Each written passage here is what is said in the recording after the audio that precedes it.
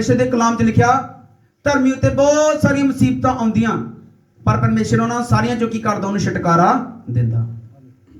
मुसीबत आ सकदियां।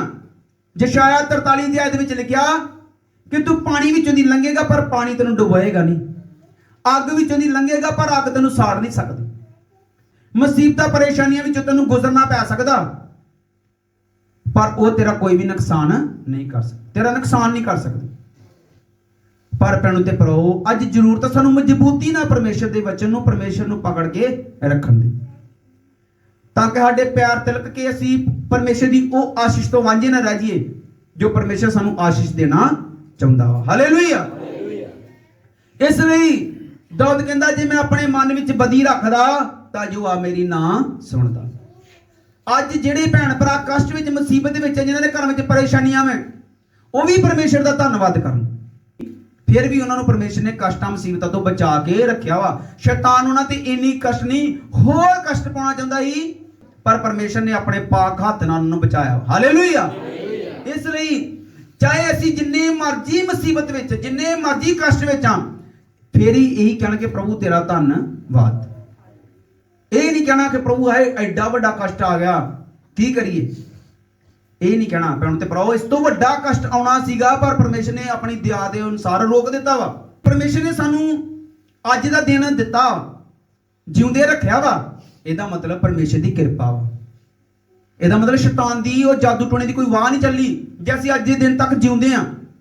तुसीं परमेश्वर की हजूरी च बह के आराधना कर रहे हो, मतलब परमेश्वर की तुहाडे जीवन ते कृपा पूरी पूरी है। हालेलुया। वो इंसान जिहड़ा पाप विच मर जांदा वो परमेश्वर तो सदा सदा लई अलग हो जाता, उन्होंने कोई मौका नहीं मिलता तोबा करन दी, तोबा करन दा कोई मौका नहीं मिलता, वो सदा सदा लई परमेश्वर तो अलग हो जाता। इसलिए परमेश्वर पापी तो पापी माड़े तो माड़ा जिहड़ा अपनी पूरा पाप दे विच आ उन्होंने भी मौका दिंदा कि यह भी सुधर जे। बाइबल च लिखिया प्रभु ने कहा मैनूं धर्मी दुष्ट इंसान की मौत तो कोई भी खुशी नहीं है। परमेश्वर उन्होंने मौका दिंदा, होर मौका दिंदा भी इंसान एक ना एक दिन सुधर के ते नरक दी अग तो बच जे, मेरे तो जिहड़ा ने सदा सदा अलग होना वा वो ना किते हो जे। इसलिए भैण ते भराओ और बाइबल दे विच लिखिया जिस परमेश्वर के कलाम दे विचों पढ़ांगे यशाया 38 अध्याय दे विचों हिजकिया, हुण असीं पढ़ांगे कि हिजकिया जिहड़ा वा उन्होंने परमेश्वर ने जीवन दिता भी बचाया। ਇਹਦਾ मतलब की हुई परमेश्वर की कृपा हुई आ जे अज परमेश्वर ने सानू जीवन दिता वा। भैण भराओ बाइबल च लिखिया कि धर्मी इंसान इस जगत विच दुख भोगदे आ ते आम इंसान ते दुष्ट इंसान दा फिर की हाल। जिहड़ा धर्मी इंसान वा वो भी इस संसार विच दुख भोग रहा वा। लाजर धर्मी फिर भी दुख भोग रहा ही, कुत्ते आके फूड़ियां नूं चटदे ही ते धनी दे रोटी जिहड़ी बची उहदे नाल गुजारा करदा ही। ते परमेश्वर दा कलाम कहंदा जे धर्मी इंसान इस संसार विच दुख भोगदे आ ते आम इंसान दा ते दुष्ट दा फिर की किनारा, वो क्यों ना भोगणगे। और इसलिए जे दुख साडे जीवन ते हुंदा ये नहीं आखना कि असीं पापी आ जां असीं परमेश्वर साडे नाल नाराज आ। भैणों ते भराओ कई दुख सानू तरक्की दे लई साडी तरक्की दे लई सानू अगे वधाउण लई हुंदे आ और परमेश्वर जरूर सानू एक दिन दुखों तो बाहर कढेगा। हालेलुया। और हर इंसान की जीवन में दुख मुसीबतों का आना बहुत जरूरी है। लिखिया उन्हीं दिन ही हिजकिया बीमार होकर मरन लगा सी तां यशाया नबी उहदे कोल आया। हालेलुया। हिजकिया राजा मरन लगा सी, देखो राजे नूं मौत दा सुना आया। राजा जिहड़ा सब तो सौखी जिंदगी है जिहदी वधिया जीवन जी रहा, राजा शाही महलों में रह रहा, शाही खाना उहदा, किन्ने लोग उहदे हुक्म दे विच ने, किन्नी प्रजा उहदे हुक्म दे विच ने, किन्ने लोग जदों निकलदा इधर उधर उहदी इज्जत मान करने वाले ने, पर उहनूं मौत दा सुना आ गया जी। परमेश्वर ने उहनूं कहा राजे नूं मौत दा सुना यशाया नबी नूं भेजिया भी जा हिजकिया नूं कहा भी तेरी मौत हुण आ चुकी है ते तू अपने परिवार उत्ते अपनी जिम्मेवारी सुट। क्योंकि भैण ते भराओ उस समय राजे महाराजे जिहड़े आ परमेश्वर दी हुक्म दे विच ही रह के काम करदे और राजियां नूं परमेश्वर दे नबी परमेश्वर दे दास जिहड़े आ वो रस्ता दसदे और जिहड़े राजे परमेश्वर दे दासां द्वारा ही चलदे ही परमेश्वर दी मर्जी दे अनुसार ਉਹ ਜਿੱਤ ਪ੍ਰਾਪਤ ਕਹਿੰਦੇ ਉਹਨਾਂ ਦਾ ਰਾਜ ਟਿਕਿਆ ਰਹਿੰਦਾ ਸੀ। ਔਰ ਜਿਹੜੇ ਆਪਣੀ ਮਰਜ਼ੀ ਨਾਲ ਚੱਲਦੇ ਸੀ ਉਹਨਾਂ ਦਾ ਰਾਜ ਜਿਹੜਾ ਵਾ ਉਹ ਖਤਮ ਹੋ ਜਾਂਦਾ ਸੀ। ਜਿਵੇਂ ਸੀ ਦਾਊਦ ਪਰਮੇਸ਼ਰ ਦੀ ਮਰਜ਼ੀ ਦੇ ਅਨੁਸਾਰ ਚੱਲਦਾ ਰਿਹਾ, ਪਰਮੇਸ਼ਰ ਨੂੰ ਪੁੱਛ ਕੇ ਚੱਲਦਾ ਰਿਹਾ ਕਿ ਹੇ ਪਿਤਾ ਦੱਸ ਮੈਂ ਜੰਗ ਤੇ ਚੜ੍ਹਾਈ ਕਰਾਂ ਕਿ ਨਾ। ਤੇ ਪਰਮੇਸ਼ਰ ਕਹਿੰਦਾ ਰਿਹਾ ਜਾ ਹੁਣ ਜੰਗ ਤੇ ਚੜ੍ਹਾਈ ਕਰਦੇ, ਮੈਂ ਉਹਨਾਂ ਨੂੰ ਤੇਰੇ ਹੱਥ ਵਿੱਚ ਦੇ ਦਿੱਤਾ ਵਾ, ਤੇਰੇ ਵਿਰੋਧੀਆਂ ਨੂੰ ਤੇਰੇ ਹੱਥ ਵਿੱਚ ਦੇ ਦਿੱਤਾ ਵਾ ਤੇ ਤੂੰ ਜਿੱਤ ਪ੍ਰਾਪਤ ਕਰੇਗਾ। ਤੇ ਜਿੱਤ ਪ੍ਰਾਪਤ ਕਰਦਾ ਰਿਹਾ। ਔਰ ਭੈਣੋ ਤੇ ਭਰਾਓ, ਜਿਹੜੇ ਰਾਜੇ ਮਹਾਰਾਜੇ ਪਰਮੇਸ਼ਰ ਦੀ ਹਜ਼ੂਰੀ ਵਿੱਚ ਉਹਦੀ ਮਰਜ਼ੀ ਦੇ ਅਨੁਸਾਰ ਨਹੀਂ ਚੱਲਦੇ, ਉਹਨਾਂ ਨੂੰ ਹਾਰ ਦਾ ਸਾਹਮਣਾ ਕਰਨਾ ਪੈਂਦਾ ਰਿਹਾ। ਹਾਲੇਲੂਇਆ। ਔਰ ਆਪਣੇ ਨਬੀਆਂ ਦੇ ਦੁਆਰਾ ਪਰਮੇਸ਼ਰ ਜਿਹੜਾ ਰਾਜਿਆਂ ਨੂੰ ਸੁਣਾ ਦਿੰਦਾ ਹੈ। ਔਰ ਯਸ਼ਾਇਆ ਨਬੀ ਨੂੰ ਭੇਜਿਆ ਪਰਮੇਸ਼ਰ ਨੇ ਵੀ ਜਾ ਹਿਜਕੀਆ ਨੂੰ ਕਹਿ ਕੇ ਆ ਵੀ ਤੂੰ ਹੁਣ ਬਚੇਗਾ ਨਹੀਂ, ਹੁਣ ਤੂੰ ਮਰਨ ਵਾਲਾ ਵਾ ਤੇ ਆਪਣੇ ਪਰਿਵਾਰ ਨੂੰ ਤੂੰ ਜ਼ਿੰਮੇਵਾਰੀ ਪਾ। ਪਰ ਭੈਣੋ ਤੇ ਭਰਾਓ, ਇੱਥੇ ਅਸੀਂ ਇੱਕ ਚੀਜ਼ ਵੇਖਨੇ ਆ ਕਿ ਦੇਖਨੇ ਆ ਕਿ ਕੀ ਹਿਜਕੀਆ ਨਬੀ ਤੇ ਜਿਹੜਾ ਪਰਮੇਸ਼ਰ ਦਾ ਜ਼ਬੂਰ 66 ਦੀ 19 ਆਇਤ ਲਾਗੂ ਹੁੰਦੀ ਹੈ ਕਿ ਨਹੀਂ? ਕਿ ਪਰਮੇਸ਼ਰ ਉਹਦੀ ਦੁਆ ਨੂੰ ਸੁਣਦਾ, ਜਿਹਦੀ ਦੁਆ ਨੂੰ ਖੁਦਾ ਸੁਣਦਾ, ਇਹਦਾ ਮਤਲਬ ਉਹ ਕੀ ਹੈ? ਸ਼ੁੱਧ ਹੋ ਚੁੱਕਾ ਵਾ। ਹਾਲੇਲੂਇਆ। ਪਰਮੇਸ਼ਰ ਉਹਦੀ ਦੁਆ ਨੂੰ ਸੁਣਦਾ, ਪਰਮੇਸ਼ਰ ਉਹਦੀ ਆਵਾਜ਼ ਨੂੰ ਸੁਣਦਾ। ਉਹ ਲਿਖਿਆ ਯਸ਼ਾਇਆ ਨਬੀ ਉਹਦੇ ਕੋਲ ਆਇਆ ਤੇ ਉਹਨੂੰ ਆਖਿਆ ਯਹੋਵਾ ਇਉਂ ਆਖਦਾ ਹੈ ਕਿ ਤੂੰ ਆਪਣੇ ਘਰਾਣੇ ਉੱਤੇ ਜ਼ਿੰਮੇਵਾਰੀ ਪਾ, ਕਿਉਂ ਜੋ ਤੂੰ ਮਰਨਾਉ ਹੈ ਅਰ ਬਚੇਗਾ ਨਹੀਂ। ਹਾਲੇਲੂਇਆ। ਵੇਖੋ ਭੈਣ ਤੇ ਭਰਾਓ, ਜਦੋਂ ਰਾਜੇ ਮਹਾਰਾਜੇ ਨੂੰ ਕਿ ਇਹਨੂੰ ਮੌਤ ਦਾ ਸੁਨਾਹ ਜੇ, ਮੌਤ ਦਾ ਭੇਤ ਪਰਮੇਸ਼ਰ ਨੇ ਆਪਣੇ ਕੋਲ ਰੱਖਿਆ, ਇਨਸਾਨ ਨੂੰ ਨਹੀਂ ਦੱਸਿਆ। ਜੇ ਇਨਸਾਨ ਨੂੰ ਦੱਸਿਆ ਹੋਵੇ ਵੀ ਤੂੰ ਇੰਨੇ ਸਾਲਾਂ ਬਾਅਦ ਇੰਨੀ ਤਰੀਕ ਨੂੰ ਮਰ ਜਾਏਗਾ ਤੇ ਸਾਰੀ ਉਮਰ ਭਾਵੇਂ ਪਾਪ ਕਰਦਾ ਰਹੇ, 1-2 ਮਹੀਨੇ ਪਹਿਲਾਂ ਤੋਬਾ ਕਰੇ ਤੇ ਸਵਰਗ 'ਚ ਜਾ ਸਕਦਾ। ਪਰ ਪਰਮੇਸ਼ਰ ਨੇ ਇਹ ਭੇਤ ਦੱਸਿਆ ਨਹੀਂ ਕਿ ਉਹਨੂੰ। ਪਰਮੇਸ਼ਰ ਨੇ ਅਧਿਕਾਰ ਔਰ ਇਹ ਭੇਤ ਆਪਣੇ ਕੋਲ ਰੱਖਿਆ। ਪਰ ਪਰਮੇਸ਼ਰ ਕੀ ਆ? ਬਚਾਉਣਾ ਚਾਹੁੰਦਾ ਵਾ ਇਨਸਾਨ ਨੂੰ, ਪਾਪ ਵਿੱਚ ਨਾ ਅਸੀਂ ਮਰੀਏ। ਇਸ ਲਈ ਪਰਮੇਸ਼ਰ ਦੀ ਹਜ਼ੂਰੀ ਵਿੱਚ ਟਿਕੇ ਰਹਿਣ ਦੀ ਸਾਨੂੰ ਜ਼ਰੂਰਤ ਆ। ਜੇ ਅਸੀਂ ਪਾਪ ਵਿੱਚ ਮਰ ਗਏ ਫਿਰ ਅਸੀਂ ਕਦੇ ਵੀ ਪਰਮੇਸ਼ਰ ਦੇ ਸਦੀਪਕ ਜੀਵਨ ਵਿੱਚ ਸਵਰਗ ਵਿੱਚ ਨਹੀਂ ਜਾ ਸਕਦੇ। ਧਰਤੀ ਵਿੱਚ ਚਾਹੇ ਸਾਡੇ ਕੋਲ ਹਰ ਇੱਕ ਸਹੂਲਤ ਹੈ, ਹਰ ਵਸਤੂ ਸਾਡੇ ਕੋਲ ਆ, ਸੁੱਖ ਸਹੂਲਤਾਂ, ਪੈਸਾ ਧੇਲਾ, ਧਨ ਦੌਲਤ ਸਾਡੇ ਕੋਲ ਆ, ਪਰ ਜੇ ਅਸੀਂ ਪਾਪ ਵਿੱਚ ਮਰ ਗਏ ਅਸੀਂ ਕਦੇ ਵੀ ਸਵਰਗ 'ਚ ਨਹੀਂ ਜਾ ਸਕਦੇ। ਸਵਰਗ 'ਚ ਜਾਣ ਵਾਸਤੇ ਸਾਨੂੰ ਪਰਮੇਸ਼ਰ ਦੀ ਮਰਜ਼ੀ ਦੇ ਅਨੁਸਾਰ ਸਾਡੀ ਮੌਤ ਹੋਣੀ ਜ਼ਰੂਰੀ ਹੈ। ਜੇਕਰ ਸਾਡੀ ਮੌਤ ਪਰਮੇਸ਼ਰ ਦੀ ਮਰਜ਼ੀ ਦੇ ਅਨੁਸਾਰ ਹੋਵੇਗੀ ਫਿਰ ਆਪਾਂ ਸਵਰਗ 'ਚ ਜਾਵਾਂਗੇ। ਜੇਕਰ ਸਾਡੀ ਮੌਤ ਸ਼ੈਤਾਨ ਦੀ ਮਰਜ਼ੀ ਦੇ ਨਾਲ, ਸ਼ੈਤਾਨ ਦੇ ਜ਼ੋਰ ਦੇ ਨਾਲ ਹੋ ਜਾਏਗੀ ਫਿਰ ਆਪਾਂ ਨਰਕ ਵਿੱਚ ਹੀ ਜਾਵਾਂਗੇ, ਪਰਮੇਸ਼ਰ ਦੇ ਸਵਰਗ ਵਿੱਚ ਕਦੇ ਵੀ ਵੜ ਸਕਦੇ ਨਹੀਂ। ਹਾਲੇਲੂਇਆ। ਹਾਲੇਲੂਇਆ। ਸੋ ਭੈਣ ਤੇ ਭਰਾਓ, ਹਿਜਕੀਆ ਨੂੰ ਜਦੋਂ ਸੁਨਾਹ ਆਇਆ, ਪਰਮੇਸ਼ਰ ਦਾ ਦਾਸ ਨਬੀ ਯਸ਼ਾਇਆ ਨਬੀ ਜਦੋਂ ਆਇਆ, ਉਹਨੇ ਕਿਹਾ ਕਿ ਤੂੰ ਮਰਨ ਵਾਲਾ ਵਾ, ਆਪਣੇ ਘਰਾਣੇ ਉੱਤੇ ਕਿਸੇ ਤੇ ਜ਼ਿੰਮੇਵਾਰੀ ਪਾ, ਆਪਣੇ ਰਾਜ ਭਾਗ ਦੀ, ਆਪਣੀ ਜਾਇਦਾਦ ਦੀ ਜ਼ਿੰਮੇਵਾਰੀ ਪਾ, ਕਿਉਂਕਿ ਤੂੰ ਹੁਣ ਬਚੇਗਾ ਨਹੀਂ। ਕਿਉਂਕਿ ਪਰਮੇਸ਼ਰ ਦਾ ਹੁਕਮ ਕੀ ਆ? ਅਟਲ ਹੁਕਮ। ਹਾਲੇਲੂਇਆ। ਔਰ ਭੈਣੋ ਤੇ ਭਰਾਓ, ਉਸ ਸਮੇਂ ਜਦੋਂ ਖੁਦਾ ਦੇ ਨਬੀ ਕਿਸੇ ਮਹੱਲੇ ਵਿੱਚ, ਕਿਸੇ ਸ਼ਹਿਰ ਵਿੱਚ ਜਾਂਦੇ ਸੀ, ਉਹ ਲੋਕ ਡਰ ਜਾਂਦੇ ਸੀ ਤੇ ਉਹਨਾਂ ਨੂੰ ਪੁੱਛਦੇ ਸੀ ਵੀ ਦੱਸ ਤੂੰ ਸੁੱਖ ਸਾਂਦ ਨਾਲ ਆਇਆ ਕਿ ਕੋਈ ਸੁਨਾਹ ਲੈ ਕੇ ਆਇਆ। ਜਦੋਂ ਸੈਮੂਏਲ ਪਰਮੇਸ਼ਰ ਦਾ ਦਾਸ ਦਾਊਦ ਨੂੰ ਮਸਾ ਕਰਨ ਗਿਆ, ਉੱਥੋਂ ਦੇ ਲੋਕ ਸਾਰੇ ਹੈਰਾਨ ਹੋ ਗਏ ਤੇ ਉਹਨੂੰ ਪੁੱਛ ਰਹੇ ਆ, ਸੈਮੂਏਲ ਨੂੰ ਪੁੱਛ ਰਿਹਾ ਵੀ ਤੂੰ ਸੁੱਖੀ ਸੰਦੀ ਆਇਆ? ਤੇ ਉਹਨੇ ਕਿਹਾ ਹਾਂ ਮੈਂ ਜੱਸੀ ਦੇ ਪੁੱਤਰ ਵੱਲ ਆਇਆ, ਜੱਸੀ ਦੇ ਪੁੱਤਰ ਨੂੰ ਮਸਾ ਕਰਨ ਵਾਸਤੇ ਆਇਆ। ਸੋ ਭੈਣ ਤੇ ਭਰਾਓ, ਇਸ ਲਈ ਪਰਮੇਸ਼ਰ ਦਾ ਦਾਸ ਜਦੋਂ ਇਹਦੇ ਕੋਲ ਗਿਆ ਵੀ ਹੈਰਾਨ ਹੋ ਗਿਆ ਹੋਣਾ ਕਿ ਪਰਮੇਸ਼ਰ ਦਾ ਦਾਸ ਮੇਰੇ ਕੋਲ ਅਚਾਨਕ ਆਇਆ, ਬਿਨਾਂ ਬੁਲਾਏ ਆਇਆ, ਪਰਮੇਸ਼ਰ ਦਾ ਨਬੀ ਇਹ ਜ਼ਰੂਰ ਕੋਈ ਸੁਨਾਹ ਲੈ ਕੇ ਆਇਆ। ਦਾਊਦ ਨੇ ਜਦੋਂ ਪਾਪ ਕੀਤਾ ਸੀ, ਗੁਨਾਹ ਕੀਤਾ ਸੀ, ਤੇ ਦਾਊਦ ਕੋਲ ਵੀ ਨਥਾਨ ਨਬੀ ਜਿਹੜਾ ਵਾ ਉਹ ਅਚਨਚੇਤ ਆਇਆ ਔਰ ਪਰਮੇਸ਼ਰ ਨੇ ਉਹਨੂੰ ਦਾਊਦ ਨੂੰ ਕਿਹਾ ਵੀ ਤੂੰ ਪਾਪ ਕੀਤਾ, ਇਸ ਕਰਕੇ ਹੁਣ ਪਰਮੇਸ਼ਰ ਤੇਰੇ ਨਾਲੋਂ ਅਲੱਗ ਹੋ ਚੁੱਕਾ। ਇਹ ਦੱਸਣ ਆਇਆ, ਇਹ ਸੁਨਾਹ ਦੇਣ ਆਇਆ। ਔਰ ਜਦੋਂ ਸਾਊਲ ਨੇ ਪਾਪ ਕੀਤਾ ਤੇ ਸੈਮੂਅਲ ਸਾਊਲ ਕੋਲ ਗਿਆ ਕਿ ਪਰਮੇਸ਼ਰ ਨੇ ਤੇਰਾ ਰਾਜ ਤੇਰੇ ਨਾਲੋਂ ਪਾੜ ਦਿੱਤਾ, ਹੁਣ ਤੇਰਾ ਰਾਜ ਤੇਥੋਂ ਖੋਹ ਕੇ ਤੇਰੇ ਕਿਸੇ ਗਵਾਂਢੀ ਨੂੰ ਦੇ ਦਿੱਤਾ। ਇਸ ਲਈ ਭੈਣ ਦੇ ਭਰਾ, ਉਸ ਲੋਕ ਡਰ ਜਾਂਦੇ ਸੀ ਕਿ ਪਰਮੇਸ਼ਰ ਦਾ ਨਬੀ ਆਇਆ, ਕੋਈ ਚੰਗਾ ਸੁਨਾਹ ਲੈ ਕੇ ਆਇਆ ਕਿ ਜਾਂ ਪਰਮੇਸ਼ਰ ਦੇ ਕੋਈ ਗੁੱਸੇ ਦਾ ਸੁਨਾਹ ਲੈ ਕੇ ਆਇਆ। ਪਰ ਇਹਨੇ ਕੀ ਕੀਤਾ? ਵੇਖੋ ਸਾਡੇ ਜੀਵਨ ਵਿੱਚ ਮੰਨ ਲਓ ਸਾਨੂੰ ਕੋਈ ਸੁਨਾਹ ਮਿਲੇ, ਸਾਨੂੰ ਵੀ ਸੁਪਨੇ ਰਾਹੀਂ ਕੋਈ ਸੁਨਾਹ ਮਿਲ ਜੇ ਵੀ ਤੂੰ ਮਰ ਜਾਏਗਾ ਹੁਣ, ਤੇ ਕੀ ਕਰਾਂਗੇ ਆਪਾਂ? ਅਸੀਂ ਚਿੰਤਤ ਹੋਵਾਂਗੇ, ਪਰੇਸ਼ਾਨ ਹੋਵਾਂਗੇ, ਇਹ ਕੀ ਹੋ ਗਿਆ, ਇਹ ਕੀ ਬਣ ਗਿਆ, ਰੋਵਾਂਗੇ। ਪਰ ਭੈਣੋ ਤੇ ਭਰਾਓ, ਪਰਮੇਸ਼ਰ ਦਾ ਕਲਾਮ ਸਾਨੂੰ ਦੱਸਦਾ ਵੀ ਯਸ਼ਾਇਆ ਜਿਹੜਾ ਹਿਜਕੀ, ਉਹਨੇ ਪ੍ਰਾਰਥਨਾ ਕਰਨੀ ਸ਼ੁਰੂ ਕਰ ਦਿੱਤੀ। ਜਦੋਂ ਉਹਨੂੰ ਸੁਨਾਹ ਮਿਲਿਆ ਵੀ ਤੂੰ ਮਰਨ ਵਾਲਾ ਵਾ ਤੇ ਆਪਣੇ ਪਰਿਵਾਰ ਤੇ ਜ਼ਿੰਮੇਵਾਰੀ ਪਾ, ਤੇ ਉਹਨੇ ਕੰਧ ਵੱਲ ਮੂੰਹ ਕਰਕੇ ਪ੍ਰਾਰਥਨਾ ਕਰਨੀ ਸ਼ੁਰੂ ਕੀਤੀ। ਔਰ ਪਰਮੇਸ਼ਰ ਨੂੰ ਕੀ ਕਿਹਾ?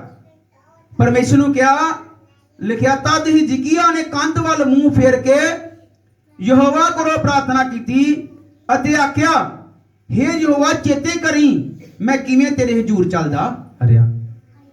ਇੱਥੇ ਆਪਣੀ ਵਫਾਦਾਰੀ ਪਰਮੇਸ਼ਰ ਨੂੰ ਦੱਸ ਰਿਹਾ, ਕਹਿੰਦਾ ਹੇ ਯਹੋਵਾ, ਚੇਤੇ ਕਰ ਮੈਂ ਕਿੱਦਾਂ ਤੇਰੀ ਹਜ਼ੂਰੀ ਵਿੱਚ ਚੱਲਦਾ ਰਿਹਾ। ਇਹਦਾ ਮਤਲਬ ਇਹ ਰਾਜਾ ਕੀ ਕਿੱਦਾਂ ਚੱਲਦਾ ਹੈ? ਪਰਮੇਸ਼ਰ ਦੀ ਮਰਜ਼ੀ ਦੇ ਅਨੁਸਾਰ ਚੱਲਦਾ ਹੈ। ਕਿਉਂਕਿ ਪਰਮੇਸ਼ਰ ਦੇ ਸਾਹਮਣੇ ਅਸੀਂ ਆਪਣੇ ਪਾਪ ਗੁਨਾਹ ਕਦੇ ਵੀ ਲੁਕਾ ਸਕਦੇ ਨਹੀਂ। ਇਨਸਾਨ ਕੋਲੋਂ ਅਸੀਂ ਆਪਣੇ ਪਾਪ ਗੁਨਾਹ ਲੁਕਾ ਸਕਦੇ ਹਾਂ। ਤਾਂ ਹੀ ਪਰਮੇਸ਼ਰ ਦੇ ਕਲਾਮ ਦੇ ਵਿੱਚ ਲਿਖਿਆ ਕਿ ਜਿਹੜਾ ਇਨਸਾਨ ਆਪਣੇ ਗੁਨਾਹਾਂ ਨੂੰ ਲੁਕਾ ਕੇ ਰੱਖਦਾ ਉਹ ਕਦੇ ਵੀ ਕਾਮਯਾਬ ਨਹੀਂ ਹੁੰਦਾ, ਪਰ ਜਿਹੜਾ ਉਹਨਾਂ ਨੂੰ ਮੰਨ ਕੇ ਛੱਡ ਦਿੰਦਾ ਉਹਦੇ ਤੇ ਪਰਮੇਸ਼ਰ ਰਹਿਮ ਕਰਦਾ। ਕਿਉਂਕਿ ਪਰਮੇਸ਼ਰ ਆਇਆ ਹੀ ਪਾਪੀਆਂ ਨੂੰ ਬਚਾਉਣ ਵਾਸਤੇ ਆ, ਧਰਮੀਆਂ ਨੂੰ ਬਚਾਉਣ ਵਾਸਤੇ ਪਰਮੇਸ਼ਰ ਨਹੀਂ ਆਇਆ। ਕਿਉਂਕਿ ਜਿਹੜੇ ਬਚ ਚੁੱਕੇ ਆ, ਜਿਹੜਾ ਧਰਮੀ ਇਨਸਾਨ ਬਚ ਗਿਆ, ਪਰਮੇਸ਼ਰ ਕਹਿੰਦਾ ਇਹ ਤੇ ਬਚ ਗਿਆ, ਮੈਂ ਦੂਸਰੇ ਨੂੰ ਹੁਣ ਆਪਣੇ ਵੱਲ ਖਿੱਚਦਾ। ਔਰ ਭੈਣੋ ਤੇ ਭਰਾਓ, ਜਦੋਂ ਹਿਜਕੀਆ ਨੇ ਕੰਧ ਵੱਲ ਮੂੰਹ ਫੇਰ ਕੇ ਪ੍ਰਾਰਥਨਾ ਕੀਤੀ, ਯਹੋਵਾ ਕੋਲੋਂ ਪ੍ਰਾਰਥਨਾ ਕੀਤੀ, ਹੇ ਯਹੋਵਾ, ਚੇਤੇ ਕਰ ਮੈਂ ਕਿਵੇਂ ਤੇਰੇ ਹਜ਼ੂਰ ਚੱਲਦਾ ਰਿਹਾ, ਵਫਾਦਾਰੀ ਨਾਲ ਔਰ ਪੂਰੇ ਦਿਲ ਨਾਲ। ਵੇਖੋ, ਇੱਕ ਪਰਮੇਸ਼ਰ ਦੇ ਹਜ਼ੂਰ ਚੱਲਣਾ ਔਰ ਇੱਕ ਪੂਰੇ ਦਿਲ ਨਾਲ ਚੱਲਣਾ, ਦੋਵਾਂ ਚੀਜ਼ਾਂ ਵਿੱਚ ਬਹੁਤ ਫਰਕ ਆ ਭੈਣੋ ਤੇ ਭਰਾਓ। ਬਹੁਤ ਸਾਰੇ ਲੋਕ ਤੁਹਾਨੂੰ ਅਜਿਹੇ ਮਿਲਣਗੇ ਕਿ ਜਿਹੜੇ ਪਰਮੇਸ਼ਰ ਦੀ ਚਰਚਾ, ਪਰਮੇਸ਼ਰ ਦੀ ਹਜ਼ੂਰੀ ਵਿੱਚ ਜਾ ਰਹੇ ਆ, ਬਹੁਤ ਸਮੇਂ ਤੋਂ ਜੁੜੇ ਆ, ਪਰ ਪੂਰੇ ਦਿਲ ਨਾਲ ਨਹੀਂ ਜੁੜੇ, ਪੂਰੇ ਵਿਸ਼ਵਾਸ ਨਾਲ ਨਹੀਂ ਜੁੜੇ। ਇਸ ਕਰਕੇ ਉਹਨਾਂ ਦੇ ਜੀਵਨ ਵਿੱਚ ਖੁਦਾ ਦੀ ਆਸ਼ੀਸ਼ ਨਹੀਂ ਹੈ। ਹਾਲੇਲੂਇਆ। ਲਿਖਿਆ ਵਿਵਸਥਾ ਸਾਰ ਦੀ 6:5 ਲਿਖਿਆ, ਤਦ ਤੁਸੀਂ ਯਹੋਵਾ ਆਪਣੇ ਪਰਮੇਸ਼ਰ ਨੂੰ ਆਪਣੇ ਸਾਰੇ ਮਨ, ਆਪਣੀ ਸਾਰੀ ਜਾਨ ਅਤੇ ਆਪਣੇ ਸਾਰੇ ਜ਼ੋਰ ਨਾਲ ਪਿਆਰ ਕਰੋ। ਹਾਲੇਲੂਇਆ। ਪਰਮੇਸ਼ਰ ਸਾਨੂੰ ਜਦੋਂ ਏਡੀਆਂ ਵੱਡੀਆਂ ਮੁਸ਼ਕਲਾਂ, ਦੁੱਖਾਂ ਦਾ ਪਹਾੜ, ਕਿਉਂਕਿ ਪ੍ਰਭੂ ਨੇ ਕਿਹਾ ਜੇਕਰ ਤੁਹਾਡੇ 'ਚ ਰਾਈ ਦੇ ਦਾਣੇ ਜਿੰਨਾ ਵਿਸ਼ਵਾਸ ਹੋਏਗਾ ਤੇ ਪਹਾੜ ਨੂੰ ਕਹੋਗੇ ਵੀ ਪਾਸੇ ਹੋ ਜਾ, ਸਮੁੰਦਰ ਵਿੱਚ ਚਲਿਆ ਜਾ, ਤੇ ਤੁਹਾਡਾ ਕਹਿਣਾ ਮੰਨ ਕੇ ਸਮੁੰਦਰ ਵਿੱਚ ਚਲਿਆ ਜਾਵੇਗਾ। ਹਿਜਕੀਆ ਦੀ ਜ਼ਿੰਦਗੀ 'ਚ ਵੀ ਏਦਾਂ ਪਹਾੜ ਆ ਕੇ ਖੜਾ ਹੋ ਗਿਆ, ਮੌਤ ਦਾ ਪਹਾੜ। ਹਿਜਕੀਆ ਰਾਜੇ ਦੀ ਜ਼ਿੰਦਗੀ ਵਿੱਚ ਮੌਤ ਦਾ ਪਹਾੜ ਉਹਦੇ ਸਾਹਮਣੇ ਆ ਕੇ ਖਲੋ ਗਿਆ, ਜਿਹਨੂੰ ਉਹ ਆਪਣੀ ਤਾਕਤ ਨਾਲ, ਆਪਣੀ ਫੌਜ ਨਾਲ, ਆਪਣੇ ਬਲ ਨਾਲ ਹਟਾ ਨਹੀਂ ਸਕਦਾ। ਕਿਉਂਕਿ ਪਰਮੇਸ਼ਰ ਨੇ ਇਹ ਜਿਹੜੀ ਮੌਤ ਦੀਆਂ ਕੁੰਜੀਆਂ ਕਿਹਦੇ ਹੱਥ ਵਿੱਚ ਨੇ? ਪਰਮੇਸ਼ਰ ਦੀ। ਔਰ ਭੈਣੋ ਤੇ ਭਰਾਓ, ਜੀਵਨ ਕੌਣ ਦੇ ਸਕਦਾ ਸਾਨੂੰ? ਪਰਮੇਸ਼ਰ। ਸ਼ੈਤਾਨ ਸਾਨੂੰ ਜੀਵਨ ਨਹੀਂ ਦੇ ਸਕਦਾ, ਸਾਡਾ ਨੁਕਸਾਨ ਕਰ ਸਕਦਾ, ਸਾਨੂੰ ਮਾਰ ਸਕਦਾ, ਪਰ ਸਾਨੂੰ ਜੀਵਨ ਨਹੀਂ ਦੇ ਸਕਦਾ। ਪਰਮੇਸ਼ਰ ਸਾਨੂੰ ਜੀਵਨ ਦੇ ਸਕਦਾ। ਇਹ ਜੀਵਨ ਨਹੀਂ, ਸਦੀਪਕ ਜੀਵਨ, ਜਿਹੜਾ ਇਹ ਜੀਵਨ ਤੋਂ ਬਾਅਦ, ਮਰਨ ਤੋਂ ਬਾਅਦ ਜਿਹੜਾ ਸਦੀਪਕ ਜੀਵਨ ਪਰਮੇਸ਼ਰ ਸਾਨੂੰ ਉਹ ਵੀ ਦੇਗਾ। ਤਾਂ ਹੀ ਪਰਮੇਸ਼ਰ ਦੇ ਕਲਾਮ 'ਚ ਲਿਖਿਆ ਵੀ ਉਹਦੇ ਕੋਲੋਂ ਨਾ ਡਰੋ ਜਿਹੜਾ ਸਿਰਫ ਸਰੀਰ ਨੂੰ ਮਾਰ ਸਕਦਾ, ਪਰ ਉਹਦੇ ਕੋਲੋਂ ਡਰਨਾ ਚਾਹੀਦਾ ਜਿਹੜਾ ਮਰਨ ਤੋਂ ਬਾਅਦ ਰੂਹ ਨੂੰ, ਆਤਮਾ ਨੂੰ ਨਰਕ ਦੀ ਅੱਗ ਵਿੱਚ ਸੁੱਟਣ ਦਾ ਅਧਿਕਾਰ ਰੱਖਦਾ ਵਾ। ਹਾਲੇਲੂਇਆ। ਸਾਨੂੰ ਪਰਮੇਸ਼ਰ ਕੋਲੋਂ ਡਰਨ ਦੀ ਲੋੜ ਆ ਕਿ ਜਿਹੜਾ ਪਰਮੇਸ਼ਰ ਸਾਨੂੰ ਸਵਰਗ ਵਿੱਚ ਪਹੁੰਚਾ ਸਕਦਾ, ਜਿਹਦੇ ਕੋਲੋਂ ਅਧਿਕਾਰ ਆ, ਜਿਹਦੇ ਅਧਿਕਾਰ ਦੇ ਵਸੀਲੇ ਨਾਲ ਆਪਾਂ ਨਰਕ ਵਿੱਚ ਵੀ ਜਾ ਸਕਦੇ ਹਾਂ ਔਰ ਸਵਰਗ ਵਿੱਚ ਵੀ ਜਾ ਸਕਦੇ ਹਾਂ। ਜੇ ਅਸੀਂ ਪਾਪ ਕਰਾਂਗੇ ਤਾਂ ਆਪਾਂ ਨਰਕ ਵਿੱਚ ਜਾਵਾਂਗੇ, ਜੇ ਅਸੀਂ ਭਲੇ ਕੰਮ ਕਰਾਂਗੇ ਜਿਹੇ ਪਰਮੇਸ਼ਰ ਨੇ ਕੀਤੇ, ਪ੍ਰਭੂ ਨੇ ਕਿਹਾ ਮੇਰੇ ਜਿਹੇ ਕੰਮ ਕਰੋ, ਤੇ ਫਿਰ ਆਪਾਂ ਕੀ ਕਰਾਂਗੇ? ਸਵਰਗ ਵਿੱਚ ਜਾਵਾਂਗੇ। ਹਾਲੇਲੂਇਆ। ਇਸ ਲਈ ਭੈਣੋ ਤੇ ਭਰਾਓ, ਬਹੁਤ ਸਾਰੇ ਭੈਣ ਭਰਾ ਜਿਹੜੇ ਪਰਮੇਸ਼ਰ ਦੀ ਹਜ਼ੂਰੀ ਵਿੱਚ ਪਰਮੇਸ਼ਰ ਦੇ ਨਾਲ ਨਾਲ ਚੱਲ ਰਹੇ ਆ, ਪਰ ਪੂਰੇ ਦਿਲ ਨਾਲ ਨਹੀਂ ਚੱਲ ਰਹੇ। ਇਸ ਲਈ ਉਹਨਾਂ ਦੀ ਜੀਵਨ ਵਿੱਚ ਕਸ਼ਟ ਮੁਸੀਬਤਾਂ ਉਹਨਾਂ ਨੂੰ ਘੇਰ ਕੇ ਬੈਠੀਆਂ। ਹਾਲੇਲੂਇਆ। ਔਰ ਜੇਕਰ ਲਿਖਿਆ ਤੁਸੀਂ ਯਹੋਵਾ ਆਪਣੇ ਪਰਮੇਸ਼ਰ ਨੂੰ, ਵਿਵਸਥਾ ਸਾਰ 6:5 'ਚ ਲਿਖਿਆ, ਤੁਸੀਂ ਯਹੋਵਾ ਆਪਣੇ ਪਰਮੇਸ਼ਰ ਨੂੰ ਆਪਣੇ ਸਾਰੇ ਮਨ ਨਾਲ, ਆਪਣੀ ਸਾਰੀ ਜਾਨ ਨਾਲ ਅਤੇ ਆਪਣੇ ਸਾਰੇ ਜ਼ੋਰ ਨਾਲ ਪਿਆਰ ਕਰੋ। ਜੇ ਤੁਸੀਂ ਪਰਮੇਸ਼ਰ ਵੱਲ ਮੁੜਨਾ ਤੇ ਪੂਰੇ ਜ਼ੋਰ ਨਾਲ, ਪੂਰੀ ਬੁੱਧ ਨਾਲ, ਪੂਰੀ ਜਾਨ ਨਾਲ ਪਰਮੇਸ਼ਰ ਦੀ ਮਹਿਮਾ ਕਰਨੀ ਹੈ ਕਿ ਸਾਡਾ ਦੂਸਰੇ ਪਾਸੇ ਕਦੇ ਧਿਆਨ ਨਹੀਂ ਹੋਣਾ ਚਾਹੀਦਾ। ਬਹੁਤ ਸਾਰੇ ਭੈਣ ਭਰਾ ਕਈ ਵਾਰੀ ਪਰਮੇਸ਼ਰ ਦੀ ਹਜ਼ੂਰੀ ਚ ਆਉਂਦੇ ਆ, ਪਰ ਸੋਚਦੇ ਜੇ ਕੰਮ ਨਹੀਂ ਹੋਏਗਾ ਕਿ ਸਿਆਣੇ ਵਾਲੇ ਚਲ ਜਾਣਗੇ। ਉਹ ਕਦੀ ਜ਼ਿੰਦਗੀ 'ਚ ਆਸ਼ੀਸ਼ ਨਹੀਂ ਪਾ ਸਕਦੇ ਔਰ ਪਰਮੇਸ਼ਰ ਦਾ ਕ੍ਰੋਧ ਉਹਨਾਂ ਤੇ ਰਹਿੰਦਾ ਵਾ। ਹਾਲੇਲੂਇਆ। ਭੈਣ ਤੇ ਭਰਾਓ, ਇਹ ਤੇ ਕਦੀ ਸੋਚਣਾ ਨਹੀਂ ਕਿ ਆਪਣੇ ਪੂਰੇ ਜ਼ੋਰ ਨਾਲ ਜੋ ਆਪਣੇ ਪਰਮੇਸ਼ਰ ਨੂੰ ਪਿਆਰ ਕਰੋ ਔਰ ਆਪਣੇ ਬੱਚਿਆਂ ਨੂੰ ਸਿਖਾਓ। ਕਹਿਣ ਦਾ ਮਤਲਬ ਆ ਕਿ ਜੇਕਰ ਸਾਡੀ ਆਉਣ ਵਾਲੀ ਪੀੜ੍ਹੀ ਵੀ ਪਰਮੇਸ਼ਰ ਦੀ ਆਰਾਧਨਾ ਕਰਨੀ ਚਾਹੀਦੀ ਹੈ, ਤਾਂ ਹੀ ਸਾਡੇ ਘਰਾਂ ਵਿੱਚ ਆਸ਼ੀਸ਼ ਟਿਕੀ ਰਹਿਣੀ। ਪਰਮੇਸ਼ਰ ਨੇ ਕਿਹਾ ਔਰ ਆਪ ਵੀ ਪਰਮੇਸ਼ਰ 'ਚ 100% ਆਪਣਾ 100% ਪਰਮੇਸ਼ਰ ਨੂੰ ਦੇਣਾ। ਅਸੀਂ ਵੀ ਆਰਾਧਨਾ ਕਰਨੀ ਔਰ ਸਾਡੇ ਬੱਚੇ ਵੀ ਪਰਮੇਸ਼ਰ ਦੀ ਆਰਾਧਨਾ ਕਰਨ, ਫਿਰ ਹੀ ਪਰਮੇਸ਼ਰ ਦੀ ਆਸ਼ੀਸ਼ ਸਾਡੇ ਜੀਵਨ ਵਿੱਚ ਆ ਸਕਦੀ ਹੈ। ਔਰ ਲਿਖਿਆ, ਤਦ ਹੀ ਹਿਜਕੀਆ ਨੇ ਕੰਧ ਵੱਲ ਮੂੰਹ ਫੇਰ ਕੇ ਪ੍ਰਾਰਥਨਾ ਕੀਤੀ, ਪਰਮੇਸ਼ਰ ਨੂੰ ਕਿਹਾ ਕਿ ਪ੍ਰਭੂ ਚੇਤੇ ਕਰ, ਮੈਂ ਕਿਸ ਤਰ੍ਹਾਂ ਤੇਰੀ ਹਜ਼ੂਰੀ ਚੱਲਦਾ ਰਿਹਾ, ਜੋ ਕੰਮ ਤੈਨੂੰ ਪਸੰਦੀ ਮੈਂ ਉਹੀ ਕੀਤਾ, ਜੋ ਤੇਰਾ ਵਚਨ ਹੀ ਮੈਂ ਉਹੀ ਪੂਰਾ ਕਰਦਾ ਰਿਹਾ, ਪਰ ਮੈਂ ਮਰਨਾ ਨਹੀਂ ਚਾਹੁੰਦਾ। ਉਹਨੇ ਕਿਹਾ, ਪ੍ਰਭੂ ਮੈਂ ਮਰਨਾ ਨਹੀਂ ਚਾਹੁੰਦਾ, ਮੈਂ ਹੋਰ ਤੇਰੇ ਕੰਮ ਕਰਨਾ ਚਾਹੁੰਦਾ। ਹੁਣ ਉਹਨੂੰ ਜੀਵਨ ਕਿਹਦੇ ਵਾਸਤੇ ਮਿਲਿਆ? ਉਹਨੇ ਪਰਮੇਸ਼ਰ ਦੇ ਅੱਗੇ ਪ੍ਰਾਰਥਨਾ ਕੀਤੀ ਹੈ ਕਿ ਪ੍ਰਭੂ ਮੈਂ ਤੇਰੇ ਹੋਰ ਕੰਮ ਕਰਨਾ ਚਾਹੁੰਦਾ, ਮੈਂ ਤੇਰੀ ਹੋਰ ਸੇਵਾ ਕਰਨਾ ਚਾਹੁੰਦਾ। ਔਰ ਕਈ ਵਾਰ ਜਦੋਂ ਇਨਸਾਨ ਮੰਜੇ ਤੇ ਬਿਮਾਰ ਪੈ ਜਾਂਦਾ ਜਾਂ ਉਹਨੂੰ ਕੋਈ ਡਿਸੇਬਿਲਿਟੀ ਹੋ ਜਾਂਦੀ, ਕੋਈ ਵੀ ਪ੍ਰੋਬਲਮ ਹੁੰਦੀ ਵੀ ਕੋਈ ਕੰਮ ਨਹੀਂ ਕਰ ਸਕਦਾ, ਪਰ ਜਦੋਂ ਉਹਨੂੰ ਪਰਮੇਸ਼ਰ ਚੰਗਿਆਈ ਦਿੰਦਾ, ਉਸ ਤੋਂ ਬਾਅਦ ਜੇਕਰ ਉਹ ਪਰਮੇਸ਼ਰ ਦੀ ਹੀ ਕੰਮ ਕਰੇਗਾ ਤੇ ਬਿਮਾਰੀ ਫਿਰ ਉਹਦੇ ਤੇ ਕਦੇ ਨਹੀਂ ਆਏਗੀ। ਪਰ ਜੇਕਰ ਫਿਰ ਆਪਣੇ ਉਹੀ ਕੰਮ ਕਰਨੇ ਸ਼ੁਰੂ ਕਰੇਗਾ ਤੇ ਫਿਰ ਉਹ ਬਿਮਾਰੀ ਉਹਦੇ ਤੇ ਉਸ ਤੋਂ ਵੱਡੀ ਆ ਸਕਦੀ ਹੈ। ਕਿਉਂਕਿ ਪਰਮੇਸ਼ਰ ਨੇ 38 ਸਾਲਾਂ ਦੇ ਨੂੰ ਜਦੋਂ ਚੰਗਿਆ ਕੀਤਾ ਤਾਂ ਉਹਨੂੰ ਕਿਹਾ ਵੀ ਜਾ ਹੁਣ ਪਾਪ ਨਾ ਕਰੀ, ਕਿਤੇ ਇਹ ਨਾ ਹੋਏ ਵੀ ਤੇਰੇ ਤੇ ਇਹਦੇ ਤੋਂ ਵੱਡੀ ਬਿਮਾਰੀ ਆ ਜਾਏ। ਇਸ ਲਈ ਭੈਣੋ ਤੇ ਭਰਾਓ, ਜਦੋਂ ਸਾਨੂੰ ਪਰਮੇਸ਼ਰ ਨੇ ਚੰਗਿਆਈ ਦਿੱਤੀ ਆ, ਮੁਸੀਬਤਾਂ ਚੋਂ ਦੁੱਖਾਂ ਚੋਂ ਬਾਹਰ ਕੱਢ ਕੇ ਚੰਗੇ ਸਥਾਨ ਤੇ ਰੱਖਿਆ, ਜ਼ਬੂਰ ਦਾਊਦ ਦਾ ਜ਼ਬੂਰ ਹੈ ਜੋ ਮੈਂ ਤੁਹਾਨੂੰ ਦੱਸ ਰਿਹਾ ਕਿ ਦਾਊਦ ਕਹਿ ਰਿਹਾ ਕਿ ਪ੍ਰਭੂ ਸਾਨੂੰ ਖੋਬਿਆ ਚਿੱਕੜ ਵਿੱਚੋਂ ਕੱਢ ਕੇ ਚੰਗੀਆਂ ਥਾਵਾਂ ਵਿੱਚ ਰੱਖਿਆ। ਅੱਜ ਜੋ ਤੁਸੀਂ ਪਰਮੇਸ਼ਰ ਦੀ ਹਜ਼ੂਰੀ ਵਿੱਚ ਬੈਠੇ ਹੋ, ਇਹ ਤੋਂ ਚੰਗੀ ਥਾਂ ਕੋਈ ਨਹੀਂ ਆ। ਹਾਲੇਲੂਇਆ। ਜਿਹੜਾ ਇਨਸਾਨ ਪਰਮੇਸ਼ਰ ਦੀ ਹਜ਼ੂਰੀ ਵਿੱਚ ਬਹਿ ਗਿਆ, ਉਸ ਤੋਂ ਵਧੀਆ ਥਾਂ ਉਹਨੂੰ ਕਿਤੇ ਨਹੀਂ ਮਿਲਣੀ। ਇਹੀ ਅਸਲੀ ਥਾਂ ਆ ਪਰਮੇਸ਼ਰ ਦਾ ਹਜ਼ੂਰੀ ਜਿਹੜੀ ਆ। ਪਰਮੇਸ਼ਰ ਦੇ ਸਾਹਮਣੇ ਬੈਠੇ ਆਪਾਂ ਪਰਮੇਸ਼ਰ ਦੀ ਮਹਿਮਾ ਕਰ ਰਹੇ ਆ ਔਰ ਪਰਮੇਸ਼ਰ ਸਾਨੂੰ ਵੇਖ ਰਿਹਾ। ਇਸ ਤੋਂ ਵਧੀਆ ਥਾਂ ਕਿਹੜੀ ਹੋ ਸਕਦੀ ਭੈਣ ਤੇ ਭਰਾਓ? ਔਰ ਲਿਖਿਆ, ਜਿਹੜਾ ਯਹੋਵਾ ਦੀ ਨਿਗਾਹ ਵਿੱਚ ਸੱਤ ਅਤੇ ਸ਼ੁਭ ਕੰਮ ਹੈ, ਉਹੀ ਤੁਸੀਂ ਕਰੋ ਤਾਂ ਤੁਹਾਡਾ ਭਲਾ ਹੋਵੇਗਾ। ਪ੍ਰਭੂ ਨੇ ਕਿਹਾ, ਵਚਨ 'ਚ ਲਿਖਿਆ ਕਿ ਜਿਹੜਾ ਕੰਮ ਪਰਮੇਸ਼ਰ ਦੀ ਨਜ਼ਰਾਂ ਵਿੱਚ ਸ਼ੁਭ ਆ, ਚੰਗਾ ਵਾ, ਭਲਾ ਵਾ, ਜੇ ਉਹੀ ਤੁਸੀਂ ਕਰੋਗੇ ਤੇ ਤੁਹਾਡਾ ਭਲਾ ਹੋਵੇਗਾ। ਤੇ ਜੇ ਹਿਜਕੀਆ ਵਾਂਗੂ ਸਾਡੇ ਪਰਿਵਾਰ ਤੇ ਕਸ਼ਟ ਮੁਸੀਬਤਾਂ ਆ ਜਾਣਗੀਆਂ ਤੇ ਪਰਮੇਸ਼ਰ ਸਾਨੂੰ ਉਥੋਂ ਬਚਾ। ਪਰਮੇਸ਼ਰ ਨਾਲ ਸਾਡਾ ਰਿਸ਼ਤਾ ਇੱਕ ਮਜ਼ਬੂਤ ਹੋਣਾ ਚਾਹੀਦਾ, ਹਿਜਕੀਆ ਦੀ ਤਰ੍ਹਾਂ। ਜਿੱਦਾਂ ਹਿਜਕੀਆ ਰਾਜਾ ਦੇਖੋ ਕਿੰਨੀਆਂ ਸੁੱਖ ਸਹੂਲਤਾਂ ਦੇ ਹੋਣ ਦੇ ਬਾਵਜੂਦ ਵੀ ਕਈ ਵਾਰੀ ਇਨਸਾਨ ਇਸ ਕਰਕੇ ਪਰਮੇਸ਼ਰ ਨਾਲ ਜੁੜਿਆ ਰਹਿੰਦਾ ਕਿ ਉਹਦੇ ਕੋਲ ਚੀਜ਼ਾਂ ਹੁੰਦੀਆਂ ਨਹੀਂ ਆ, ਤੇ ਜਦੋਂ ਉਹਦੇ ਕੋਲ ਚੀਜ਼ਾਂ ਆਉਂਦੀਆਂ, ਸੁੱਖ ਸਹੂਲਤਾਂ ਹੁੰਦੀਆਂ, ਤੇ ਪਰਮੇਸ਼ਰ ਨਾਲੋਂ ਅਲੱਗ ਹੋ ਜਾਂਦਾ। ਜੇਕਰ ਉਹਦੇ ਕੋਲ ਕੋਈ ਸਾਧਨ ਆਉਂਦੇ ਆ, ਵਧੀਆ ਸਾਧਨ ਹੁੰਦੇ, ਫਿਰਦਾ ਰਹਿੰਦਾ ਤੇ ਪਾਪ ਦੇ ਵਿੱਚ ਪੈ ਜਾਂਦਾ। ਪਰ ਭੈਣ ਤੇ ਭਰਾ, ਹਿਜਕੀਆ ਜਿਹੜਾ ਰਾਜਾ, ਖੁਦ ਬਾਦਸ਼ਾਹ ਜਿਹੜਾ, ਇਹਦੇ ਕੋਲ ਕਿਹੜੀ ਸਹੂਲਤ ਨਹੀਂ, ਪਰ ਫਿਰ ਵੀ ਪਰਮੇਸ਼ਰ ਦੇ ਨਾਲ ਜੁੜਿਆ ਰਿਹਾ। ਹਾਲੇਲੂਇਆ। ਪਰਮੇਸ਼ਰ ਨਾਲ ਜੁੜਿਆ ਰਿਹਾ, ਪਰਮੇਸ਼ਰ ਦੇ ਵਿੱਚ ਜੁੜਿਆ ਰਿਹਾ ਔਰ ਪਰਮੇਸ਼ਰ ਦੀ ਮਰਜ਼ੀ ਦੇ ਅਨੁਸਾਰ ਕੰਮ ਕਰਦਾ ਰਿਹਾ। ਜਿਹੜੇ ਪਰਮੇਸ਼ਰ ਨੂੰ ਪਸੰਦ ਹੀ, ਜਿਹੜੇ ਭਲੇ ਹੀ ਕੰਮ, ਉਹੀ ਕਰਦਾ ਰਿਹਾ। ਤੇ ਜਦੋਂ ਉਹਦੀ ਜੀਵਨ 'ਚ ਮੁਸੀਬਤ ਆਈ ਤੇ ਪਰਮੇਸ਼ਰ ਕੋਲ ਪ੍ਰਾਰਥਨਾ ਕੀਤੀ ਕਿ ਹੇ ਪਿਤਾ, ਮੈਂ ਮਰਨਾ ਨਹੀਂ ਚਾਹੁੰਦਾ, ਮੈਂ ਜਿਉਣਾ ਚਾਹੁੰਦਾ ਵਾਂ। ਤੇ ਕੀ ਪਰਮੇਸ਼ਰ ਨੇ ਕਿਹਾ, ਜਿਹੜਾ ਹਜੇ ਯਸ਼ਾਇਆ ਨਬੀ ਸੁਨਾਹ ਦੇ ਕੇ ਆਪਣੇ ਘਰ ਨਹੀਂ ਪਹੁੰਚਿਆ, ਪਰਮੇਸ਼ਰ ਨੇ ਕਿਹਾ ਜਾ ਦੁਬਾਰਾ ਸੁਨਾਹ ਦੇ ਕੇ ਆ ਕਿ ਤੇਰੀ ਦੁਆ ਪਰਮੇਸ਼ਰ ਨੇ ਸੁਣ ਲਈ ਆ, ਤੇਰੀ ਉਮਰ 15 ਸਾਲ ਹੋਰ ਵਧਾ ਦਿੱਤੀ ਹੈ। ਹਾਲੇਲੂਇਆ। ਹਾਲੇਲੂਇਆ। ਕਿਉਂਕਿ ਲੰਬੀ ਉਮਰ ਪਰਮੇਸ਼ਰ ਦੇ ਸੱਜੇ ਹੱਥ ਵਿੱਚ, ਲੰਬੀ ਉਮਰ ਪਰਮੇਸ਼ਰ ਦੇ ਸੱਜੇ ਹੱਥ ਵਿੱਚ ਆ, ਤੇ ਖੱਬੇ ਹੱਥ ਵਿੱਚ ਧਨ ਅਤੇ ਆਦਰ। ਔਰ ਸਭ ਤੋਂ ਪਹਿਲਾਂ ਸਾਨੂੰ ਆਪਣੇ ਜੀਵਨ ਨੂੰ ਬਚਾਉਣ ਦੀ ਜ਼ਰੂਰਤ ਆ ਭੈਣ ਤੇ ਭਰਾਓ, ਕਿ ਸਾਡਾ ਜੀਵਨ ਪਾਪ ਦੇ ਵਿੱਚ ਨਹੀਂ, ਕਿਤੇ ਨਰਕ 'ਚ ਨਹੀਂ। ਔਰ ਜੇਕਰ ਅਸੀਂ ਪਹਿਲਾਂ ਧਨ ਦੌਲਤ ਵਾਸਤੇ ਪ੍ਰਾਰਥਨਾ ਕਰਾਂਗੇ ਤੇ ਪਰਮੇਸ਼ਰ ਸਾਡੇ ਕੋਲ ਨਾਰਾਜ਼ ਹੋਏਗਾ ਕਿ ਪਹਿਲਾਂ ਇਹਦਾ ਜੀਵਨ ਨਰਕ ਵਿੱਚ ਆ, ਪ੍ਰਾਰਥਨਾ ਹੋਰ ਕਰ ਰਿਹਾ, ਜਾਣਾ ਇਹਨੇ ਕਿਸੇ ਹੋਰ ਪਾਸੇ ਆ, ਰਸਤਾ ਹੋਰ ਲੱਭਣ ਡਿਆ। ਇਸ ਲਈ ਸਾਡੀਆਂ ਉਹ ਦੁਆਵਾਂ ਸੁਣੀਆਂ ਨਹੀਂ ਜਾਂਦੀਆਂ। ਪਹਿਲਾਂ ਪਰਮੇਸ਼ਰ ਨੇ ਸਾਡੀ ਕਿਹੜੀ ਦੁਆ ਸੁਣਨੀ ਆ?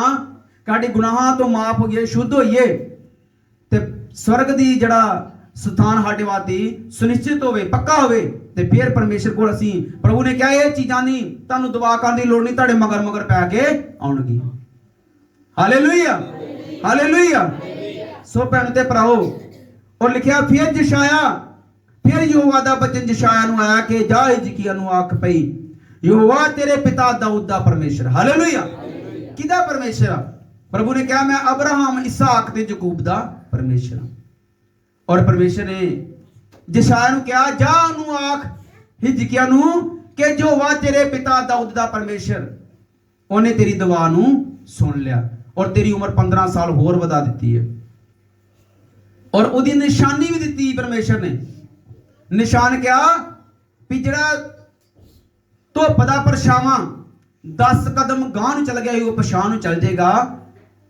ਔਰ ਇਹ ਨਿਸ਼ਾਨ ਦਿੱਤਾ ਪਰਮੇਸ਼ਰ ਨੇ। ਵੇਖੋ ਭੈਣੋ ਤੇ ਭਰਾਓ, ਇੱਕ ਪਰਮੇਸ਼ਰ ਨੇ ਉਹਨੂੰ ਆਸ਼ੀਸ਼ ਦਿੱਤੀ, ਉਹਦੀ ਉਮਰ ਵਧਾਈ ਆ, ਨਾਲ ਪਰਮੇਸ਼ਰ ਨੇ ਨਿਸ਼ਾਨੀ ਵੀ ਦਿੱਤੀ ਆ ਵੀ ਤੈਨੂੰ ਕਿਦਾਂ ਪਤਾ ਲੱਗੇਗਾ ਤੇਰੀ ਉਮਰ ਵੱਧ ਗਈ ਕਿ ਨਹੀਂ। ਇਹ ਨਿਸ਼ਾਨ ਹੋਵੇਗਾ ਤੇਰੇ ਵਾਦੀ ਵੀ ਧੁੱਪ ਦਾ ਪਰਛਾਵਾਂ 10 ਕਦਮ ਪਿੱਛੇ ਚੱਲ ਜਾਏਗਾ। ਔਰ ਇਸੇ ਤਰ੍ਹਾਂ ਹੋਇਆ, ਆਹਾਜ਼ ਦੀ ਧੁੱਪ ਘੜੀ ਦਾ ਪਰਛਾਵਾਂ ਜਿਹੜਾ ਵਾ ਉਹ ਜਿਹੜਾ 10 ਕਦਮ ਚੱਲ ਗਿਆ ਅੱਗੇ, ਉਹ ਕੀ ਆ 10 ਕਦਮ ਪਿੱਛੇ ਚੱਲ ਗਿਆ।